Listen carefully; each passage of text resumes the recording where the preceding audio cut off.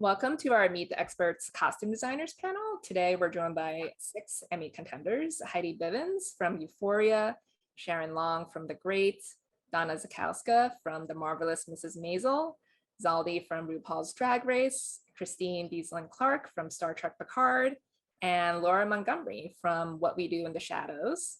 Thank you all for being here. I always am curious about how costume designers or any artisan begin their process. So how do you guys start when you start a new design or a new project? Do you sketch? Do you do a mood board? Do you just go shopping for fabrics? Heidi, you want to start with you? It definitely depends on the project. So if it's contemporary, I like doing a lot of people watching and definitely get ideas from real life characters. And yeah, I think it's just so specific to the project. But with a show like Euphoria, I'm definitely using social media for inspiration, and I can do a deep dive and go down that wormhole of social media. So that was a huge influence for me, just what the kids are really wearing. Mm-hmm. Where do you go to people watch? Usually actually when I was first doing research for Euphoria, I would go to high schools and wait outside to see what kids were really wearing. And when school would get out, in LA, I was surprised, for the most part, style is pretty homogenized for young people. And at the time, I really thought it had so much to do with, there was a lot of talk about bullying, that a lot of teens were being bullied. I don't know if that's changed since the pandemic because so many people were homeschooled, but yeah, I think my hope is that the show has given people it's just this inspiration to express themselves through clothes in a different way than maybe they would have thought about before the show. Mm-hmm, for sure. Donna, how about you? Yeah, I think every show is different. I have a very different approach, but I think basically I always sort of begin with artistic sort of inspiration, whether it comes from paintings or palette or something even less significant. It might, I would sort of say I do look at a lot of botanicals and things in nature and find palettes that are really inspiring to me. So I would say that I begin in a very abstract way, and then from there, sort of launch into probably, if it's a period historical research, and then how those two things sort of connect together. I mean, you're always trying to find this special territory that is inspiring to you, that has a uniqueness to it, and sort of an excitement, And so I think finding that excitement for yourself is the beginning, and then figuring out how you're going to transfer that to someone else, basically. Mm-hmm, for sure. Zaldi, how about you? Especially just working with Ru for 30 years. How do you start? Well, for Ru, it's pretty much the same. I mean, it's it is always looking at everything that we've done and things that we'd like to do. One thing that I learned about from Ru, from the moment I met Ru, I met her at a nightclub, and I was like, Ru, you're wearing the same outfit that you were wearing last night. And Ru said to me, when it works, it always works. And I've always kept that in my design process for Ru, because sometimes we'll make her a gown and Ru will say, I want this in 5 colors. I want this, which we never really do, but maybe down the line, that silhouette might come back again, and feel really familiar to her. But it's the same with everyone says. It's depending on what the project is, it's just a lot of research, from films to magazines to looking at what's happening on the streets, and then creating these amazing boards like what's behind Sharon. That's a room of just boards and boards of information that you just distill. Mm-hmm. Yeah, Sharon, talk about your boards and all your inspo behind you. I'm not sure that they're supposed to be on show. Luckily, they're just they're not drawing. We won't zoom in. I have to say I agree with everybody that you approach different projects differently, and with The Great, it was a lot of research, but also a lot of just trying to reinterpret the past. So going around art galleries, getting inspired in different ways, trying to sort of visualize the scripts really, which are quite sort of exciting, and people are not really doing period things. So I have to sort of extend my period knowledge to sort of encompass modern ideas and fabrics and things, and then I do end up drawing, but that's kind of much further down the process really, to explain to other people what I want them to do and how to help me make it all come. Laura, how about you? I agree with everyone. Each project is different. And I also just want to say how much a fan I am of all of your work.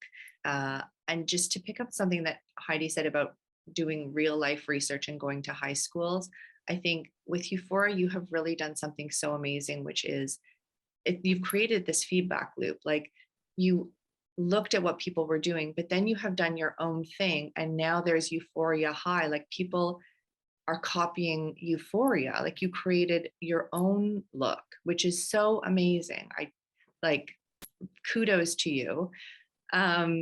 But for research for what we do in the shadows, yes, it starts with a lot of historical research because it is a period show. So looking at all the periods, we do have contemporary characters as well. So it is a lot of people watching, thinking of people from my life, from my past. There's always that one person that you knew who can kind of set you on a path, or one thing that you hear about a bird or a plant that kind of points you to a color palette. And then for a show like Shadows, which now we're going into our 5th season, some of the research encompasses just watching previous seasons to figure out, like, okay, what have we done before? What's been really successful? Zaldy, like you said, what were the more successful things? We've had the opportunity to make some mistakes, like, oh, that shape didn't work quite as well, or that color, even though it's a rich navy, it just reads as black. So looking back and kind of improving all the time. Mm-hmm. Okay. Christine, how about you? I think we all start from the same place, no matter what the project is, which is the story, and we go to the script. And I think as a designer, you're always looking to answer 2 primary questions, which is, what does this need to do? The functional necessities of whatever our character is doing and wearing. And then also, what does this need to say? So once we get those narratives going for ourselves, then I think for me, it's very much about research and finding line language. I do a lot of shape repetition. For instance, in episode 2, there's a lot of trapezoids, and you just come up with your language to express those 2 key things, which is, what are we needing to do and what are we needing to say? Mm-hmm. Yeah. What has been the most fun costume you have designed in your whole career? Sharon, let's start with you. I think it actually is the Great, and I think it's Nick's or Peter's baby shower costume was really fun. That's a very, very chaotic look, but very Peter. Yeah, a very chaotic look. I mean, it was based actually on operatic costumes, French operatic costumes of the period, but it was completely embraced by the actor, and it was great fun. Zaldy, I saw you hang your head there.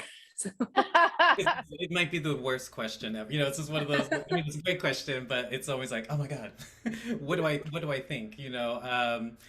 But I guess it would have to be for Katy Perry's last tour.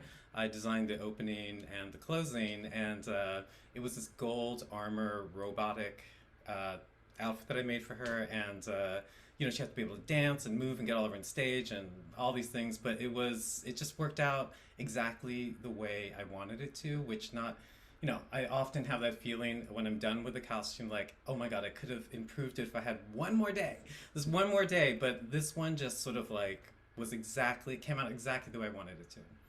Mm-hmm. Awesome. Donna, how about you? Yeah, I'm not sure I have this answer. I think it's so specific. I think, and also the word fun, that's a tricky word. to use it. Whatever you want it to mean. You know what I mean? But I think it's more the whole energy of it. I mean, I think Mrs. Maisel has been, incredibly enjoyable and fun for me, but I also love doing all the 18th century work that I had. So I think I'm not going to commit. I know it's hard, but I'm going to have to say it's more like the intensity of a specific project and the momentum of it that is the most fun for me. And I do think, Mrs. Maisel has come close to it for me. But I'm not going to choose one. I'm just not going to do it. It's like picking your children, I guess, your favorite child. Right? Sophie's choice. Yes. Yeah. Christine, can you pick?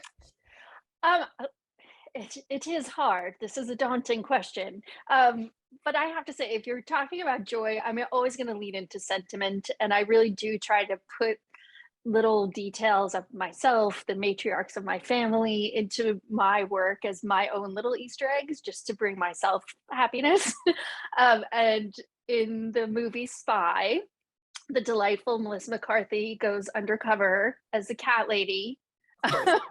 And Very sister, and the wigs are just over the top. It's out of control. But it was a hot pink tracksuit, but she had a picture of a cat on the shirt, and it's my cat. The cat is famous. Yes, very famous. There And you now go. there's little pop figures with my kitty cat Popo on it. You just incorporate your cat into every project you do, just like I a try. Picard sweater. I try. Just little, it's everywhere. So I think that's always a favorite of mine, and it brings me joy to see little elements of my life and things I love. Mm-hmm. Heidi, how about you? I agree. This is a real tough one. I think maybe easier to pick a character who I've had the most fun with, and that I think has to be Jules on Euphoria, Hunter Schafer's character. And just Hunter is so inspiring to me. I mean, she's become a muse of mine, and just to see her grow as a person and evolve as a human these past few years I've known her, she's just like has enriched my creative process in such a meaningful way that I definitely think she's been a favorite.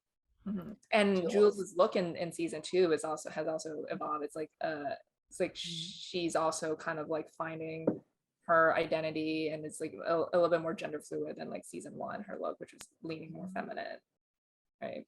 Yeah, you're always looking for those ways to communicate, the inner psyche, right?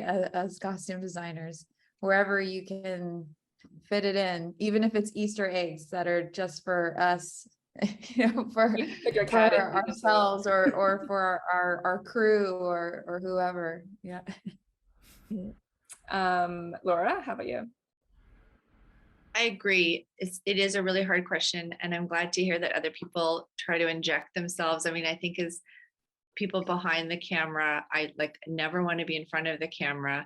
But I just designed a jacket for a show that I'm on now, like a Japanese souvenir jacket, and there was a map of Japan on the back, and I spoke to the actors who were playing the character and put a lot of their family influence in. And even though geographically it does not work at all, I stuck in the town where my family is from in southern Japan. I was like, we're just gonna embroider that in on the bottom, just as a little, as a little personal thing.